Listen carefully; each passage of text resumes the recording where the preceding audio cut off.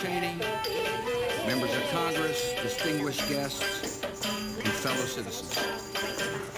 America this evening is a nation called to great responsibilities, and we are rising to meet them. As we gather tonight, hundreds of thousands of American servicemen and women are deployed across the world in the war on terror. By bringing hope to the oppressed and delivering justice to the violent, they are making America more secure. Each day, law enforcement personnel and intelligence officers are tracking terrorist threats. Analysts are examining airline passenger lists. The men and women of our new Homeland Security Department are patrolling our coasts and borders, and their vigilance is protecting America. Americans are proving once again to be the hardest working people in the world. The American economy is growing stronger. The tax relief you passed is working. Tonight, members of Congress can take pride in the great works of compassion and reform that skeptics had thought impossible. You're raising the standards for our public schools, and you're giving our senior citizens prescription drug coverage under Medicare. We have faced serious challenges together, and now we face a choice.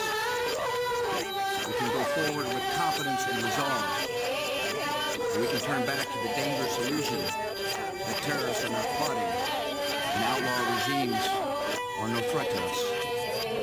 We can press on with economic growth and reforms in education and Medicare, or we can turn back to old policies and old divisions.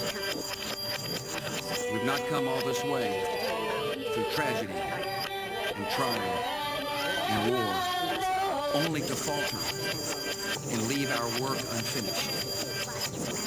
Americans are rising to the tasks of history, and they expect the same from us. In their efforts, their enterprise, and their character, the American people are showing that the state of our union is confident and strong. Our greatest responsibility is the active defense of the American people. 28 months have passed since September the 11th, 2001. Over 2 years without an attack on American soil. And it is tempting to believe that the danger is behind us. That hope is understandable, comforting, and false.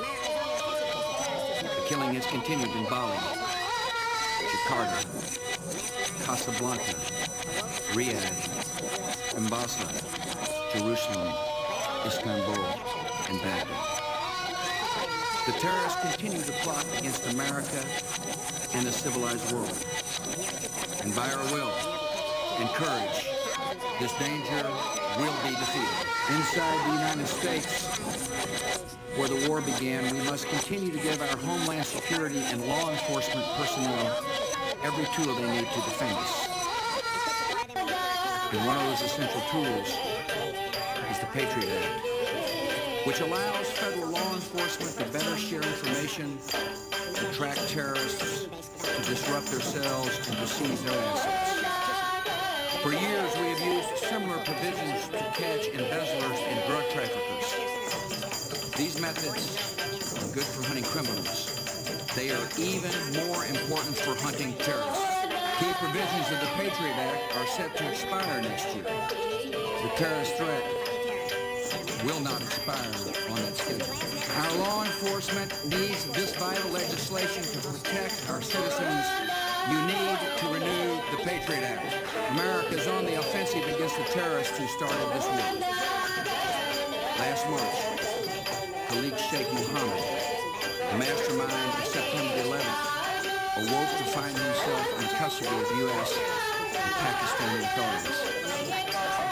Last August the 11th brought the capture of the terrorist in Bali, who was a key player in the attack in Indonesia that killed over 200 people. We're tracking Al-Qaeda around the world, and nearly 2/3 of their known leaders have now been captured or killed.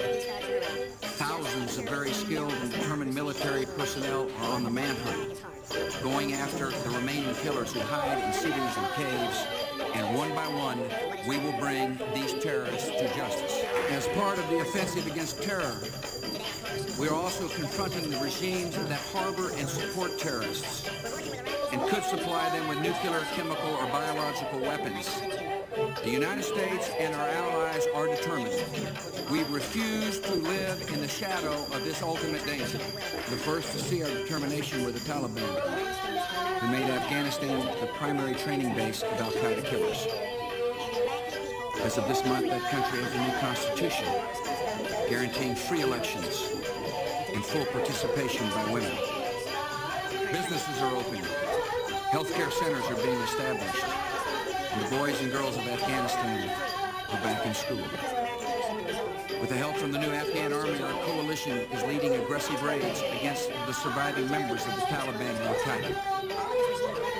The men and women of Afghanistan are building a nation that is free and proud and fighting terror, and America is honored to be their friend. Since we last met in this chamber, combat forces of the United States, Great Britain, Australia, Poland, and other countries enforced the demands of the United Nations, ended the rule of Saddam Hussein, and the people of Iraq are free. Having broken the Ba'athist regime, we face a remnant of violent Saddam supporters. Men who ran away from our troops in battle are now dispersed and attacked from the shadows. These killers, joined by foreign terrorists, are a serious, continuing danger. Yet we're making progress against them.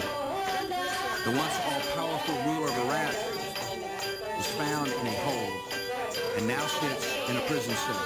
Of the top 55 officials of the former regime, we have captured or killed 45. Our forces are on the offensive, leading over 1,600 patrols a day and conducting an average of 180 raids a week. We are dealing with these thugs in Iraq just as surely as we dealt with Saddam Hussein's evil regime. The work of building a new Iraq is hard, and it is right. And America has always been willing to do what it takes for what is right. Last January, Iraq's only law was the whim of one brutal man. Today, our coalition is working with the Iraqi Governing Council to draft a basic law with a Bill of Rights. We're working with Iraqis in the United Nations to prepare for a transition to full Iraqi sovereignty by the end of June. As democracy takes hold in Iraq, the enemies of freedom will do all in their power to spread violence and fear. They are trying to shake the will of our country and our friends. But the United States of America will never be intimidated by thugs and assassins. The killers will fail, and the Iraqi people will live in freedom. Month by month, Iraqis are assuming more responsibility for their own security and their own future. And tonight we are honored to welcome one of Iraq's most respected leaders, the current president of the Iraqi Governing Council, Adnan Pachachi.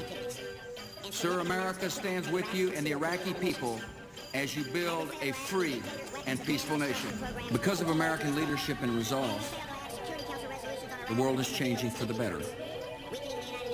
Last month, the leader of Libya voluntarily pledged to disclose and dismantle all of his regime's weapons of mass destruction programs, including a uranium enrichment project for nuclear weapons. Colonel Gaddafi correctly judged that his country would be better off and far more secure without weapons of mass murder. 9 months of intense negotiations involving the United States and Great Britain succeeded with Libya, while 12 years of diplomacy with Iraq did not. And one reason is clear. For diplomacy to be effective, words must be credible. And no one can now doubt the word of America. Different threats require different strategies. Along with nations in the region, we're insisting that North Korea eliminate its nuclear program. America and the international community are demanding that Iran meet its commitments and not develop nuclear weapons.